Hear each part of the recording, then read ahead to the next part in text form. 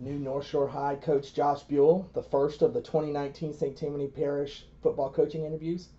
Coach, first off, I know you don't like to talk a lot about yourself, but we're in your office, at your school. You're in your North Shore gear, decked out. There's no, oh, all of a sudden you're the interim. We're finally here. The dream has finally come true. How excited are you personally just to be finally, it's your program?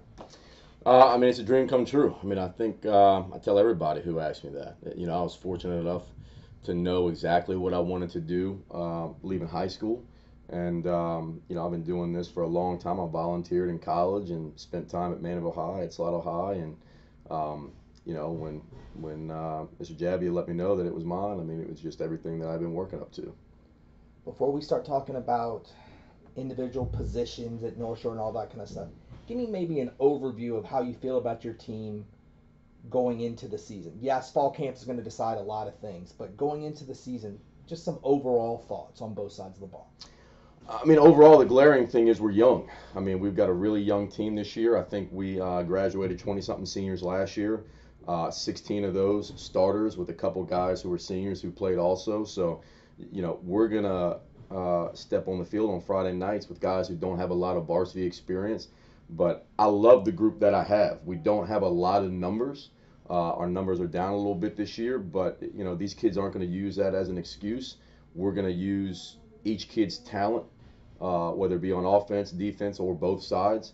We're going to compete. I think you're going to find a group, however many kids we have, they're going to go out every Friday night and compete and work hard, and that's really what I'm looking at. Is this part about how a program is built? You have those first couple of years of we're installing things. This is what we're about, and that the ultimate goal is to draw more kids to where you have a full roster, and you're having to start cut kids. Sure. Yeah, I think anytime there's change, you see the numbers drop just because people may not know exactly what to expect from the new coach and things like that. And I think it certainly helped that I was here last year with the defense, and so there was a lot of familiarity there. But when you take over, yeah, there's building blocks and things to get there, but like I tell the kids, no one's going to feel sorry for North Shore High School. No one's going to say, oh, well, it's his first year as the head coach, so, we're going to take it easy on him. No, people are going to want to get after us on Friday night. So whoever lines up, it's going to be that mentality of we're going to compete. And again, next man up, and it doesn't matter who that person is. But even though our numbers won't be real big, I like the guys I got. I'm going to have 50-something dudes who are ready to come every Friday night. You're a defensive guy. Let's start on that side of the ball first. Up front, defensive line, like what I was just saying, defense is your forte. Who's up front on your defensive line that we can expect to see significant playing time? Up front, Drake Brantley is a returning starter, one of only a few. So he was solid for us last year. He had a little knee issue, but he's coming back from that. So we expect a good year from him. I got a lot of young guys who I think are going to rotate on the defensive line. DJ Carbo, Cedric Smith, Jaron Foy is going to play for us. So it's I think we've got a lot of kids who are going to rotate. I don't think there's going to be these three guys and that's it. I think we're going to have a lot of guys rotating in. So, Justice Hopgood is another name that comes to mind, and Kershaw and Fisher obviously is going to be kind of playing a couple different things for us. So, D line we probably have the most depth, I would say. But yeah, those guys I think are all going to contribute. This can hold true for defensive line, linebackers, and the secondary.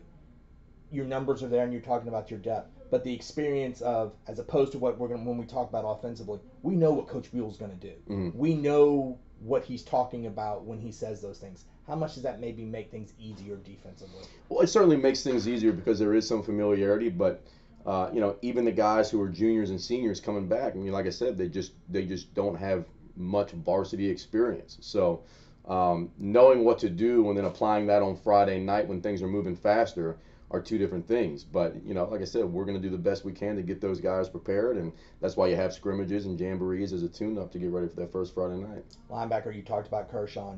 He's going to be everywhere. He may be selling tickets when you walk into the stadium. But besides Kershaw, what other linebackers are going to be in your rotation in that corps? Donnie Cannon, he's going to be a senior. He played for us some last year. Jordan Bird, we think will probably play some for us. He's another young kid. He's going to be a sophomore. Um, maybe Kylan Smith. I mean, there's a couple guys again that we're going to rotate in there, and when we get pads on, that's really going to determine that. Secondary. There's a lot of spread offenses in 6-5A, and on your schedule completely. It means you got to have good secondary guys to lock down, try to cover. Talk about your corners, your DBs, the whole group. Well, Jonathan Carroll is the lone returning starter in the secondary, so we're going to rely on him a lot. We're going to move him around, and wherever he best helps us on a Friday night, whether that's at corner, whether that's at safety, that'll be determined on a weekly basis. And then, we got a lot of guys vying for a couple positions. Jalen Clay working some corner. I got a kid, David Hughes, who's hurt right now, but I think he's going to come up. He can run, and he'll help us there at corner. Logan Abney is going to be one of my safeties. Camden Warren's getting some look at safety. Jawan Yarls is going to get some work at safety. Drew Gibson. I mean, we've got a lot of guys who are working for different positions. We're just trying to figure out the puzzle and see where they best fit. Forgot to ask this question when we were talking about linebackers with Kershaw. We saw, the 7-on-7, him seeing some time offensively. Do you worry about overusing him? Well, yes and no. I mean, I think athletes are athletes. This is high school football.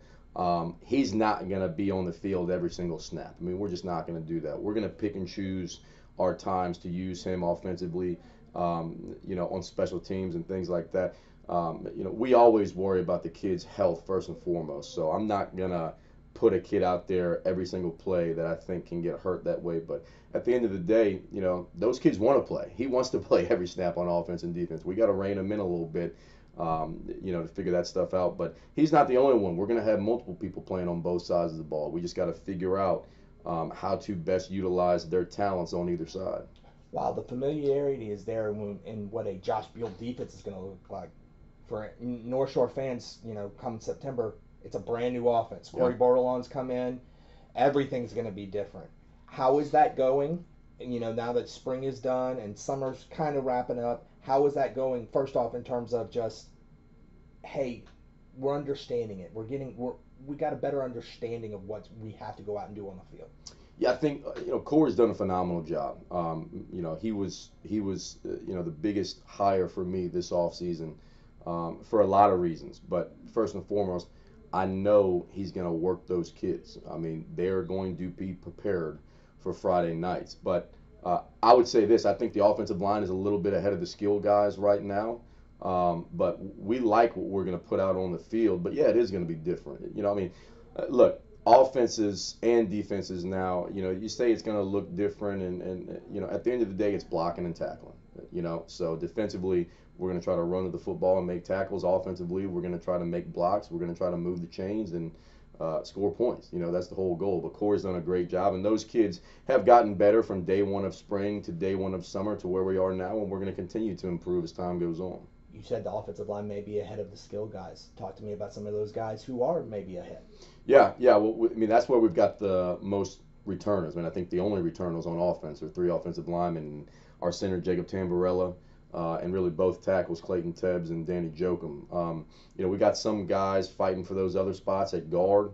We've got Brandon Crum playing some guard, Austin Barcia. And again, we've got a lot of young guys who are in the mix right there.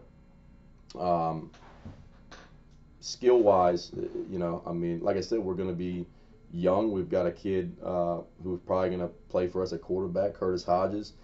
He's got a lot of skills that we really like, but he's a young kid. He's getting thrown to the fire, and you've been around and done this long enough, that more often than not, sophomore quarterbacks have to take their lumps. But we're going to try to make some things easier on him with our offensive line. That's going to be huge.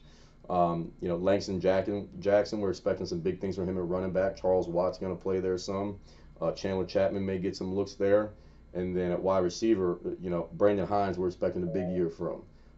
He's only going to be a sophomore, but, he's just got something about him. He's a playmaker. When he gets the ball in his hands, Zion Bell's new to us this year. And, he's a senior, but he hadn't played football in 3 years. So, again, that goes back to that being young deal. And then we've got a couple guys playing, the inside receivers that, we think can definitely give us some quality touches, and Kobe Muniz and Dane Loicano. So Again, it's all new, but they're getting better and they're learning and they're being coachable. That's the biggest thing that Coach Borderline and I talk about all the time is this is a coachable group. So we'll get there. Do you find yourself trying to prepare yourself with patience? Is patience the biggest word you're trying to learn offensively? Well, I think all coaches can exert more patience. I think certainly one thing I try to do is listen to the guys who've been around for a long time who tell me as a young guy, like it's just going to get better as time goes on. So I certainly need to exercise more patience. But I think the problem people have sometimes is, again, you want to have patience with these young guys, but at the same time make them understand, hey, Friday night's coming whether we're ready or not. So there is that part of being patient and understanding this is new to all of them, but also making them understand, come Friday night at 7 o'clock, the game's here. So there can only be so much patience used. But I think we just hold those guys accountable. That's the biggest thing. I mean, there's a difference in being patient, and then, having those guys, again, understand, these are the expectations. And we're never gonna lower our expectations, whether it be an incoming freshman or an outgoing senior. That's what we expect. I'm not going to ask you in terms of wins and losses or anything like that. I wouldn't ask that about any coach. But my last question is just, what's your gut tell you about 2019? What's your, if I pumped you full of truth serum, what's your gut telling you about what your feel is about this team right now? My gut tells me that every Friday night we're going to have an opportunity. We're going to have an opportunity. I think these kids just have to learn to handle adversity. And again, we don't have a lot of numbers, but I like the group that we have. I think they're going to take that mentality every week of we've got a chance. I don't think this group's going to go into any Friday night thinking this is going to be a loss. I think every Friday night they're going to go out with the confidence that we can win the football game. And whether we do or not will be determined, but we're going to have a chance.